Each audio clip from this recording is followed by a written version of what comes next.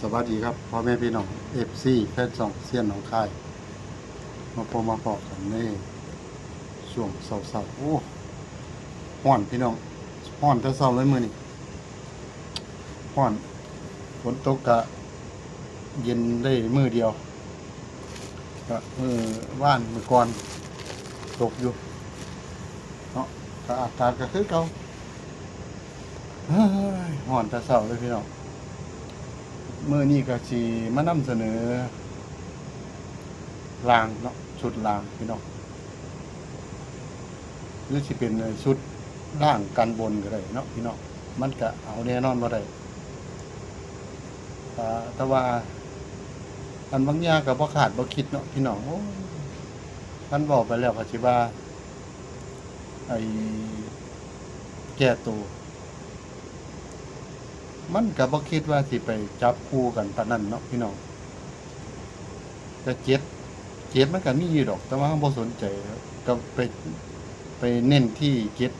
71 72ตัวกัน73 70บัดออก77พี่น้องลาง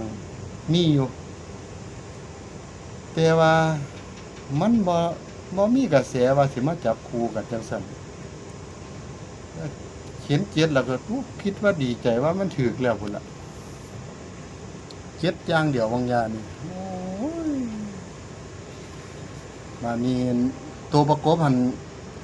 ก็มีเจ็ดคือกันมานี่ตัวไอ้ตัวเด่นนั่นก็มีเจ็ดคือกันก็แปลกอยู่ว่าที่จับให้ยึกยักอยู่ดอกถึงก็สิว่ามันหลายคู่ก็สิไปเพิ่มเข้าไปอีกก็ลังเลพี่น้องบางเที่ยก็เบิ่งอันที่ตามที่ว่ามันออกมาน่ะบางเทื่อมันก็บ่แน่เสมอไปเด้มา2ตัวก็บ่มีเลยก็มีบ่เข้าเลยก็มีบ่มีจักตัวนั่นล่ะมันก็เลยบ่มั่นใจพี่น้องบ่ได้จับให้ก็ขอโทษหลายๆบางคนก็ว่าจับไปโลดบางเทื่อมันก็บ่มักพร้อมบ่คิดว่าบ่มักดอกมักอยู่เจ็ดบางอย่างนี่เจ็ดซื้อจนว่าโอ้ยลอตเตอรี่ซื้อแล้วซื้ออีกซื้อบ่มีหม่องพอไปซื้อล่างลงดินก็ลงบ้านนี้ออกมาโอ้ยหงายท้องพี่น้องเลยบ้านนี้คิดว่ามันมาล่างแล้วปกติมันสิเป็นทั้งบนทั้งล่างเด้คืองวด6บ่งวด6คัน6ยัง6 9 60นั่นน่ะ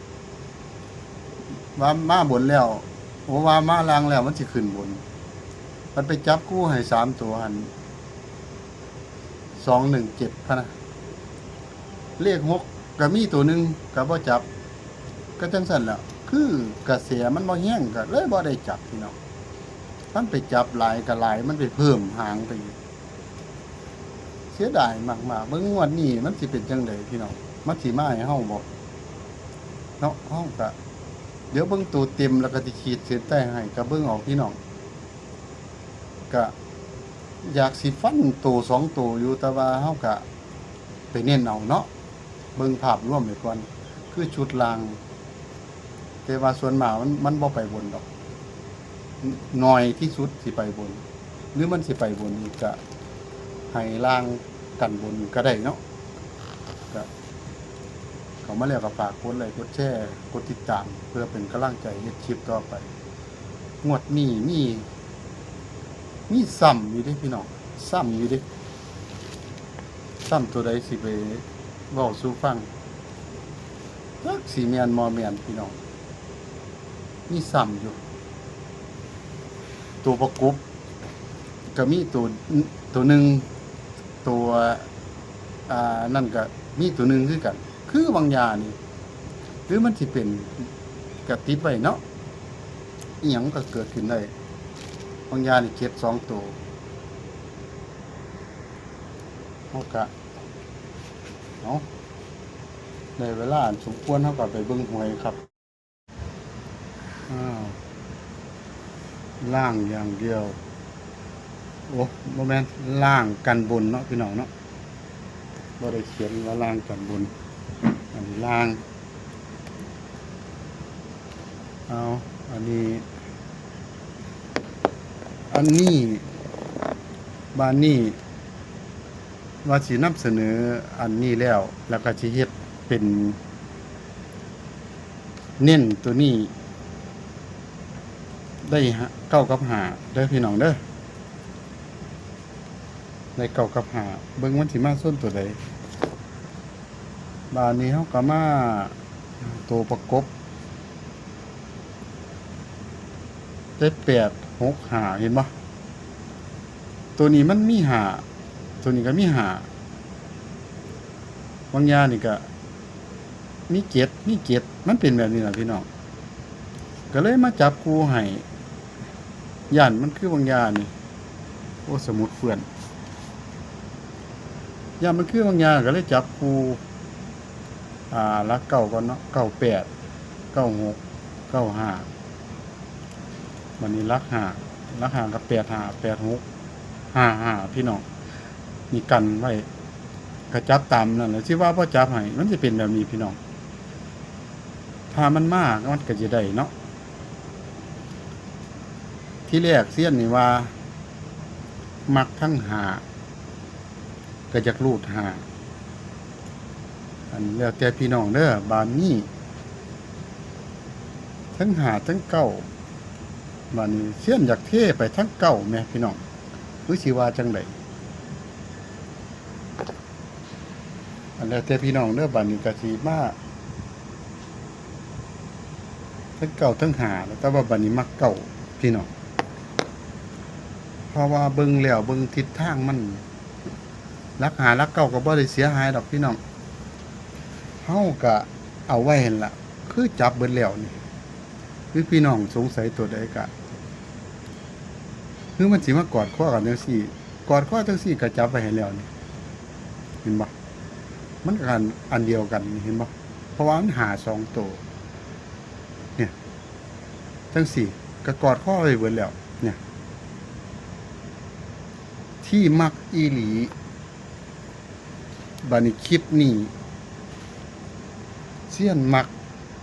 ขอเป็นตัวเดียวเด้อพี่น้องเด้อคิดว่าแม่นแล้วล่ะเนาะให้เป็นตัวนี้ซะล้อมคอกไว้เลยพี่น้องตัวนี้ตัวเดียวแต่ว่าตัวอื่นก็ติดไว้แล้วแต่ผู้มักเด้อพี่น้องเด้ออันนี้คือคลิปนี้ก็เป็นสิเป็นโค้งสุดท้ายก็ว่าได้เป็นล่างกันบนเด้อพี่น้องเด้อบ่หลายตัวดอก6 หางเนาะ6 หางเนี่ยภายใน6 หางมันเป็นเลขปักหลักอยู่